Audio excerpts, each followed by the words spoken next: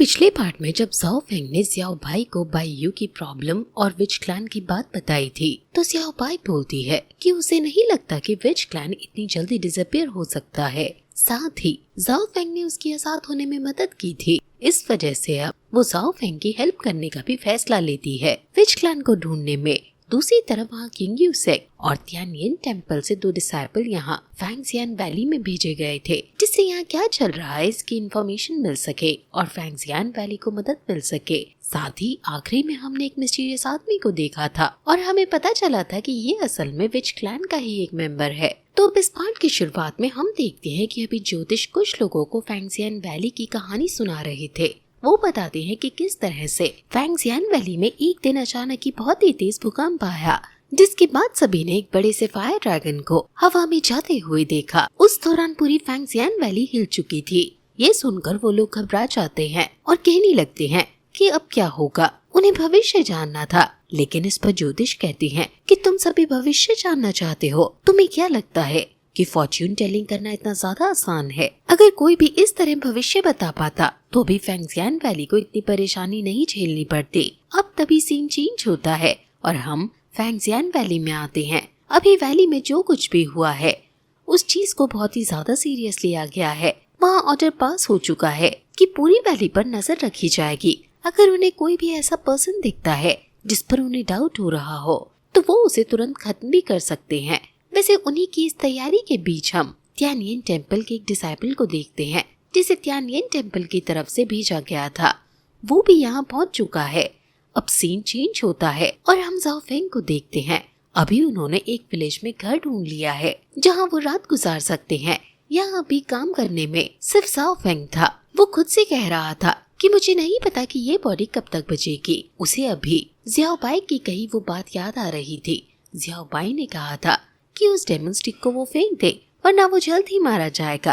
अभी Zhao Feng खुद से कहता है कि वो बाई यू से मिलने के लिए किसी भी चीज को सैक्रिफाइस कर सकता है और अभी सैक्रिफाइस के लिए उसने खुद को चुना था। वैसे अब फिर से सीन चेंज होता है और हम देखते हैं कि अब लू भी वहाँ फैंगजियान वैली के पास पहुँच चुकी थी, लेकिन अब रात हो चुकी है और रात में किसी को भी वैली के अंदर एंटर करने की परमिशन नहीं थी। इस वजह से ली उसका रास्ता रोक लेता है और वो कहता है कि आपका बहुत बहुत शुक्रिया जो आप यहाँ पर आए, लेकिन अभी वैली में एंटर करना मना है, इसलिए हमने व्यवस्था कर दी है। आप यहाँ किसी भी गेस्ट हाउस में रहकर रात गुजार सकती हो। अगले दिन मैं खुद आपको फैंगजियान वैली के अंदर ले जाऊंगा। अब लू थैंक्स कहकर आगे बढ़ जाती है। अभी वो जब अपने कमरे का गेट ओपन करती है तो उसे कुछ अजीब फील होता है। वहीं हम ज़ाओ फेंग को देखते हैं, लेकिन यहाँ बस सीन इस तरह से बनाया गया था जिससे कि लू के दरवाजे खोलने के बाद ज़ाओ फेंग सामने हो, जबकि ऐसा नहीं था। असल में वहाँ दूसरी तरफ ज़ियाओ बाई ने दरवाजा खोला था। वैसे इस वक्त ज़ाओ फेंग अपनी बॉडी को देख रहा था,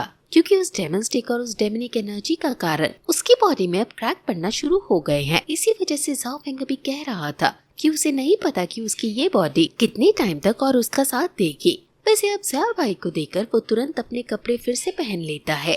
ज़ियाओ बाई कहती है कि तुम्हें अब सो जाना चाहिए, हम सुबह जल्दी यहाँ से निकलेंगे। जिसके बाद वो वहाँ से चली जाती है। अब सीन चेंज होता है और हम यहाँ लू के पास आते हैं। यहाँ अभी ली लू से कह रहा था कि आपको तो याद ही होगा कि हम अभी कुछ ही टाइम पहले साथ में एक मिशन पर गए थे। आप सच में बहुत ताकतवर हो। आपसे तब मुझे बहुत कुछ सीखने को मिला। हालांकि उसकी बातें ऐसी थी कि लू को उस पर डाउट होता है और वो कुछ सोचती है और गुड नाइट कहकर वहाँ से कमरे में चली जाती है और गेट लगा लेती है। वैसे वहाँ ज़ाओ फेंग अभी सोया नहीं था। तभी ज़ियाओ बाई वहाँ आती है। उसने अपने कपड़े भी बदल लिए थे और वो तैयार भी लग रही थी। वो बताती है कि वो जिस गाँव में रुके हुए हैं यहाँ एक फेस्टिवल होता है और इसीलिए वो तैयार हुई है। अब बाद में वहाँ लोग आग जलाकर आसपास घूमते हुए गाना गाते हैं। ये गाना अभी ज़ियाओ बाई गा रही थी। उसका गाना चलते जाता है और सुबह हो जाती है, जिसके बाद यहाँ से वो अपने सफर पर निकल चुके थे। धीरे धीरे जगह और दूसरे शहर पार करते हुए जब ये गाना खत्म होता है तब वो एक नाव में पहुँच चुके थे। यहाँ ज़ियाओ बाई बहुत खुश लग रही थी और ऐसा लग रहा था जैसे उसने ये जगह पहले भी देखी है। इसी वजह से ज़ाओ फेंग उससे पूछता है कि क्या तुम पहले भी यहाँ आ चुकी हो? इस पर ज़ियाओ बाई कहती है कि हाँ बिल्कुल, हमारा क्लैन पहले यहीं रहा करता था।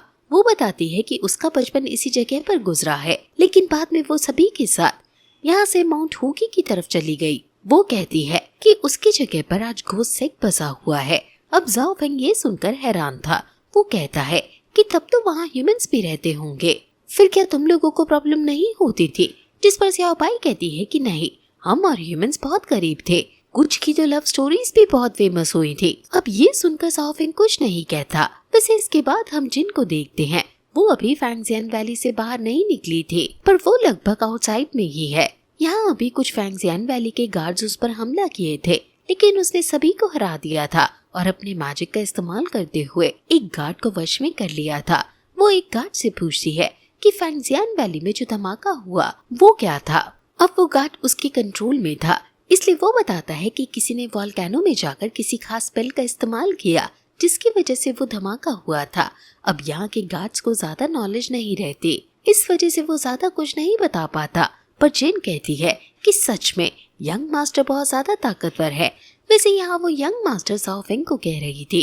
अब उसी दौरान उसे कुछ आवाज सुनाई देती है। अभी झाड़ियों में फैंगजियान वैली का ही एक गार्ड छुपा हुआ था और उसने जिन की बात सुन ली थी। वो तुरंत अपने पास से एक ईगल निकालता है जो कि दूसरों तक सिग्नल पहुंचाने के लिए यूज होती है। अब जिन ने भी उसकी आवाज सुन ली थी, इसलिए वो तुरंत हमला करती है, पर वो गार्ड बहुत तेज था। उसने तुरंत उस ईगल को वहाँ हवा में छोड़ दिया था। वो ईगल अपनी एनर्जी रिलीज करता है, जिसे देख ली और बाकी वहाँ आसपास के सभी गार्ड्स तुरंत इस डायरेक्शन में बढ़ने लगते हैं। ये एनर्जी दूर तक पहुँची थी, इसलिए वहाँ लू भी इस एनर्जी को महसूस कर लेती है और वो तुरंत भी इसी डायरेक्शन में आने के लिए बढ़ जाती है। हालांकि यहाँ जिन ने ऑलरेडी उस गार्ड को खत्म कर दिया था, पर वो कह रही थी कि तुमने बहुत तेजी दिखाई। वैसे अब जब ली और बाकी उसके साथी वहाँ पहुँचते हैं तो वो एक गार्ड को वहाँ खड़ा देखते हैं। वो गार्ड बताता है कि मास्टर लू अभी जिन के पीछे गए हैं और उन्होंने उस गार्ड को यहाँ इन पर नजर रखने कहा है। अब ली बात मान लेता है, लेकिन तभी वहाँ एक दूसरा डिसाइपल आता है। वो बहुत जल्दी में था। ली पूछता है कि क्या हुआ, तो इस पर वो डिसाइपल बताता है कि किसी ने फैंगजियान वैली के बहुत सारे प्रिजनर्स को आजाद करा दिया है और मास्टर लू और कुछ डिसाइपल्स अभी उन्हें ही पकड़ने गए हैं। अब ये सुनकर ली समझ जाता है कि वो जिस गार्ड से बात कर रहा था वो उसका साथी नहीं है, इसलिए ली तुरंत उस पर हमला करता है। यहाँ अब जिन अपने असली रूप में आ गई थी। उसे देख ली उससे पूछता है कि आखिर लिन कहाँ पर है। असल में लिन वही लड़की है जो कि हमेशा ली के साथ रहती थी। इस पर जिन कहती है कि वो तुम्हारी जूनियर है, ये चीज तुम्हें पता होनी चाहिए। मुझे कैसे पता होगी? और इतना कहते हुए जिन ने अपना डैगर निकाल लिया था। वो तुरंत उससे हमला करती है। यहाँ ली उसके हमले को रोक रहा था, जिसके बाद बाकी डिसाइपल्स भी आगे आते हैं और उनके बीच फाइट होना शुरू हो जाती है। जिन अभी अच्छी तरह से जानती थी कि इस फाइट में ली के पास एडवांटेज है, क्योंकि वो ज्यादा लोग हैं। इसी वजह से वो तुरंत अपने फॉग को वहाँ फैलाती है, जिससे सभी उसके कंट्रोल में आ गए थे। और इसी दौरान उसने अपना भेस बदलकर खुद को ली की तरह बना लिया था। अब सभी लोग हैरान थे और फैसला नहीं कर पा रहे थे कि वो क्या करे। पर ली खुद यहाँ जिन पर हमला करता है। अभी उन दोनों की फाइट के दौरान अचानक से जिन का वेपन, मतलब वो डैगर जिसे उसने अभी ली की तलवार में बदला था, वो नॉर्मल हो जाता है। इससे वो लोग अब जिन पर हमला कर सकते थे, लेकिन वो जिन के कंट्रोल में थे। इस वजह से वो जिन पर नहीं बल्कि ली पर हमला कर देते हैं। अभी ली उनके फायर फॉर्मेशन के नीचे था और अपनी तलवार से उसे रोक रहा था, जिस दौरान जिनको मौका मिल जाता है वहाँ से भागने का। पर तभी लू वहाँ पहुँचती है और अपने आइस एट्रीब्यूट से उस फायर फॉर्मेशन को डिस्ट्रॉय कर देती है।